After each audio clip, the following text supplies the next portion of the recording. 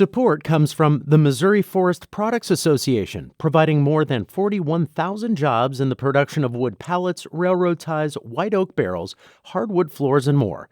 Details at choosewood.com. If you have a smart speaker, you have access to the entire world of NPR and St. Louis Public Radio. All the latest news and all the captivating stories.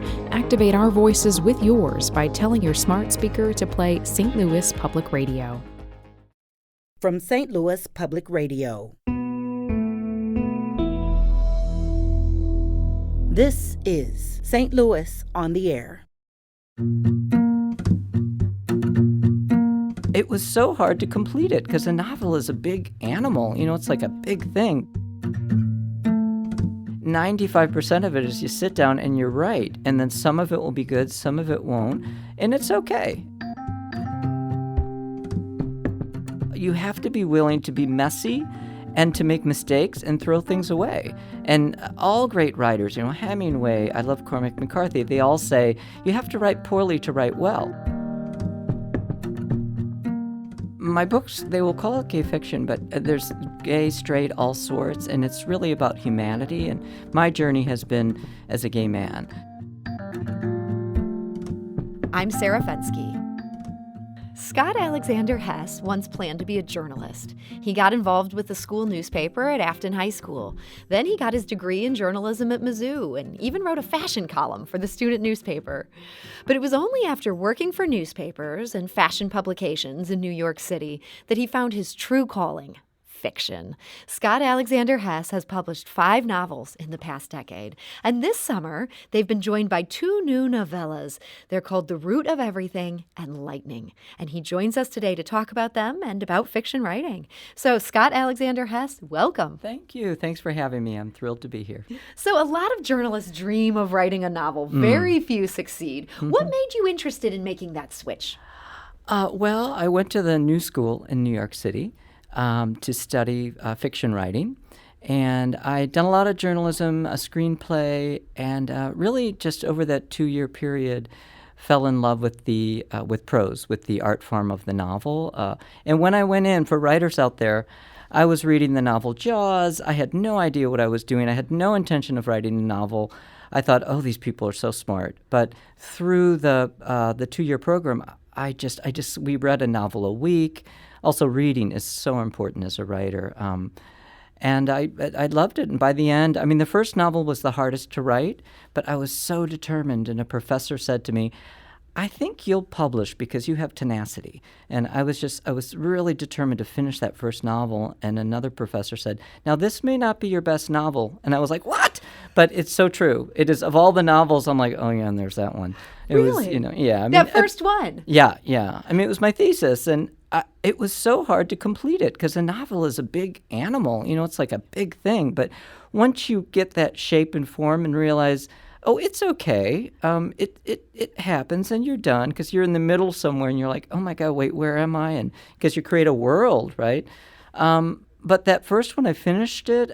It was fine. It's a fun book. And after that, the second, the third, it was really the third novel, which was The Butcher's Sons, where I really got my stride and found my voice as a writer. And once you found it, it seems like you never looked back. This at this point is a calling. Yeah, absolutely. Yeah, I read a great book called The War of Art, which is all about resistance as an artist. And he wrote in that, he said, look, you finish a book or a movie or something, the only thing to be concerned about, you finish it one day, the next day you start the next one. You don't worry about if it's published, or this and that. And I took that to heart, and I never stopped writing. And people are always like, how do you write so much? And I'm like, I don't know, I just write. That's what I do. I do a lot of things, but I love writing, and I just write consistently. So things just keep flowing, and and the passion for the work and the reading, discovering other novelists, and I just, the locomotion of it just kept churning. So it's interesting. I know so many people who have a passion for writing, and yet when it comes to actually writing, it's crazy. It's so hard for them. They're so blocked. It's so easy. There is no block. I don't believe in writer's block. But you have to be willing to be messy and to make mistakes and throw things away. And all great writers, Hemingway, I love Cormac McCarthy, they all say you have to write poorly to write well. So 95% of it is you sit down and you write, and then some of it will be good, some of it won't, and it's okay. And then you keep going. But I teach also, and so many students, we always go through a big list of like, why are you not writing? And it's like, if you're thinking about writing more than you're actually writing, then, stop it. Just get it on the page. And my writing has evolved immensely through the 12-year period, and I've also allowed that to happen. I've allowed it to change, to morph, I found new challenges. The root of everything is nonlinear. It's like out of sequence, and that was the challenge of that book. And so I, like actors, like Jodie Foster, I heard her say, I walk in, I'm always willing to fall on my face. And me too. I write a book, I'm like, I'm willing to fall on my face, and if it's, luckily I've had good reviews and stuff, but it's like, you never know. They might say, why is this not linear? This is a stupid idea, but creatively I go for it. So you're willing to take that risk. Yeah. Well, you mentioned the root of everything, and I want to talk about the root of everything today. This is set in Missouri, a big chunk of it set in St. Louis. Tell us just a little bit about this premise here. Sure. It is 3 generations of fathers and sons. It was inspired by, sadly, I lost my mother. It's dedicated to Mary Alice Hess up there. And she had told me a story about my grandfather who traveled from then Germany to see the St. Louis World's Fair. And that was the germ, because I'm like, what was that like? And I began to create a story. And so there's the 2 brothers coming from Germany. They're determined to go to the World's Fair. And I also learned about the timber trade at the turn of the century and how important that was in Missouri. And then I started spinning from there, and I had his son's story and then his son's story, those 3 generations. And there's a St. Louis component, and because I also had an uncle who was in, built buildings. I had another uncle who, what did he do? Steam pipes on the Wainwright building. So that's in our blood. So I spun all that into fiction. And then the third one is the gay son who goes to New York. So that was something that you could draw on your own history. Yes, and I did that. And it's not me, it's the guy who goes into real estate, because all of it is tied to the land, the root of everything, like the earth, the land, timber, the heart, humanity. And it's also about how one generation's actions can really impact the journey and story of a next generation. So I really liked going 3 different generations, 3 different time periods, and how either the sins or the gifts of the father can impact the son, and then influence the other people in their lives, whether it's their lovers, their wives, their children, and things like that. So this was in some way directly inspired by a grandfather who came from Germany to go to the World's Fair. Like the character in this book, did he end up staying put? He did. And that story, he was going to stop at the St. Louis World's Fair, and I can't remember where he was going to go, but he liked it. He's like, oh, I'll stay here. He said that in German, of course. And he met my granny, who is characters based on her in the book, a little tiny Irish lady. And he was very stern, they told me, and she was very perky. And they married and settled on Alamania down in wherever, in South St. Louis. South St. Louis. So this is drawn, I've read this novella, now hearing you describe this family history, this is drawn very much from your family's history. Did you find yourself doing much research into that era beyond the stories that you knew? Oh, yeah. I mean, the germs of the ideas are there, but their stories are all fictional, because I actually knew nothing about what happened once they got here. But I definitely drew on the history and the time period, and I did a lot of research and looked at, what was St. Louis like in 1904, and then what was the 50s like, and, learning all about different aspects of the city, especially in different time periods that I didn't know about. So that journalism career, it still comes in handy. Yeah. You do the research. Yes. There's always a lot of research, especially with other time periods. And I love putting characters in other time periods because it can cause more conflict. Whether there's the LGBTQ character in the 70s, or just someone coming in, like the Irish early on had more trouble in America, and even things like turning on a light or making money or going through the depression, or like I love different time periods that have conflicts for the characters, and also colorful conflicts that we may not think about today because we're so steeped in our world. And it's like, oh, well, it was the what was it? The scarlet fever, or there's different things that are like, yeah, that happened. And Yeah. yeah. So we're talking today to Scott Alexander Hess. He's a St. Louis native. His 2 new novellas are The Root of Everything and Lightning. You can find out more about those at scottalexanderhess.com. Scott, I want to ask you, both of these novellas feature young men who have sex with other men. Right. And unlike many books like this, neither seems tormented by questions of identity. Right. It seems like, at least in what's presented in these novellas, that they understand this is who I am, Right. this is what I want, they go for it. Was that intentional? Yes, it was. It was. I have other books. I mean, my books, they will call it gay fiction, but there's gay, straight, all sorts, and it's really about humanity. And my journey has been as a gay man. I've written books where some of the characters are tortured by, oh my God, what happens, and violence about coming out. But these characters, specifically the young man and the farmer, who is in a really solid, loving family, 1918, but who is driven by a love. And then Stanford in The Root of Everything, it is the 70s. His journey ends in the 90s. So there was a lot of issues around that back then, but I wanted to give them positive self-identity, sense of self. He is one of the stronger, more... he has a strong sense of who he is and what he wants, while his father and grandfather, like his father, who ends up becoming very wealthy, has a lot of struggle and issues and problems in his marriage. But Stanford learns from that, again, the sins of the father or the challenges, and builds his own strength. And is like, the hell with that. I will go through this, I will go through that, and I will find my journey and my identity. And it's certainly not going to be determined by my sexual identity. There's so many issues you might run into, but that one is not going to throw me off. So I gave him a lot of strength.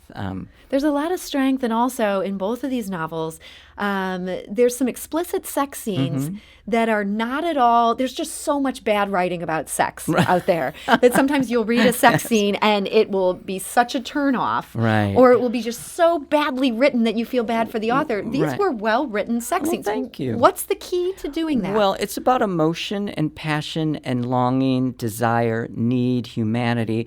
I don't even call them sex scenes. I call them either lovemaking, passion, sensuality. It's about a need one person has with another, because people will write horrible sex scenes because they're thinking about the sex. And unless it's intense erotica, which is fine too, it's about humanity and about, sensuality and lovemaking can be very vulnerable and intense and strange, and you make mistakes, and it's wrought with emotion, just like anything I write about in my books. So from the very beginning, I learned from like Alan Hollinghurst, Jean Genet, great writers that would write sensual scenes but in beautiful poetic language. And I really wanted to marry those two things. And also the other element, if it's a heterosexual lovemaking scene, oh, that's nice. I've had people say, oh, this has a gay sex scene. Oh my God, we better put a warning label on it. And I'm like, it's the same as the hetero. It's, it's like, okay, whatever, but I do keep it emotional, sensual, and sometimes overly poetic, where I've had a scene where someone read it and said, oh, I didn't even know they were making love, but it was written beautifully. And I'm like, well, I better jazz that. It sounds like you learned from that note, because I could tell when people were making love in this book. I had to have an intention and be like, oh, okay, you can't go too poetic, but yeah. It's interesting. You mentioned that, you teach people how to write fiction, and you also do some consulting if somebody has a book and they need some help getting it across the finish line. Yes. It sounds like you've learned how to think about these things in a very technical way, where you can kind of step back and look at your own work and then correct. Right, absolutely. Was that hard to learn how to do? Yes, it was, because it's very emotional, it's very personal, you're very vulnerable. When I first started having my work critiqued, I would be in a rage. I would cry. I have a shout out to my writing group, The Ponies, but they are a great resource. But through hundreds of criticisms, reviews, workshops, you learn to say, once you're done, when I'm done, I step back and say, I'm a reader now. I'm a reader. I have nothing to do with this. And what am I getting from it? And so you can depersonalize that and look at and remember my intention. Like, what do I hope the reader is feeling or going through or enjoying? And often distance too. I give it a couple months. You step away. And 6 months, 3 months later say, I'm going to read this new book because I'm working on 2 new books right now. And say, oh, let me read and see what's going on here. And that's how you learn to revise and look at it. And I also have trusted readers who read and tell me the truth when I'm in my process. But it's a reality of writing, Again, you don't sit down and write beautiful things. You write and you mess up and you write again and you rewrite and then you say, oh, okay, now I've landed. And even when it's done, sometimes you look back and say, oh, I'll be doing a live reading and I'll read my own work and be like, oh, I could have done that sentence better. But it's like, whoops, too late. It's printed. But it's okay. It's out there. It's out there. So this is great advice for anybody who wants to be a writer. And I think about young Scott back at Afton High School back in the day. If he was hearing this broadcast, what would you say to a kid growing up in St. Louis who longs to move to New York City and become a writer? Just in our final minute or so here. Just do it. You've got to do it and believe in yourself and listen to the encouraging voices. I'm so blessed to have had a few encouraging voices. Miss Fitzsimmons, if you're out there, that they would say to me, you're a writer, keep writing. And I was very doubtful and riddled with insecurity, but I heard it. And I also wrote. I wrote and read. I read, and I wrote, and I had the passion. And I did have a few champions. And I put that in my heart, and I said, all right, I may not believe it, but you do, so I will. And this Miss Fitzsimmons, was this back at Afton High School? No, that was in grade school. In 7th, I was writing from age 8. I would have my mother type things up for me. She'd be like, oh, good Lord. But yeah, so in grade school I was writing and spicy little books back then. And it was Catholic. And so Miss Simmons was like, this is great. But she'd be like, you better put down that Valley of the Dolls and Harold Robbins book and let's get you to reading something a little different. But it was how I started, so hey. So she steered you on the course. Absolutely. Encouraged your gift, and here you are today. Yes. Your 7th, if we count novels and novellas, these are the 7th. That's I know. Oh my the God. root of everything, enlightening. And just in Yes. our final 30 seconds here, I want to mention these are at Left Bank Books. Yes, you can get a signed copy at Left Bank Books today. They're sitting right there. And also, if you buy it online and mention that you heard me on the radio, I'll send you a free T-shirt. Oh, wow. Well, there's a great offer for St. Louis on the Air listeners. That is a wonderful thing that you offered to do there. Okay. And we're so grateful that you were able to be in person, join us here in St. Louis. It's a thrill. Well, Scott Alexander Hess, I want to thank you so much for joining us today. Thank you. St. Louis on the Air is a production of St. Louis Public Radio. Understanding starts here.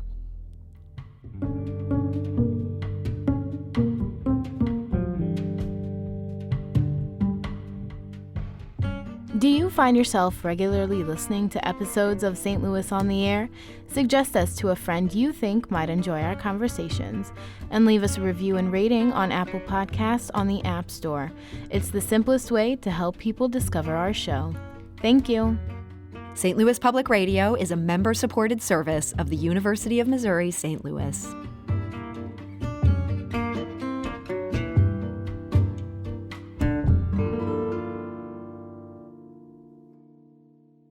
Support comes from Missouri Forest Products Association, committed to sustainable and sound conservation of the state's forests, which support more than 41,000 Missouri jobs, resulting in a $10 billion industry. ChooseWood.com.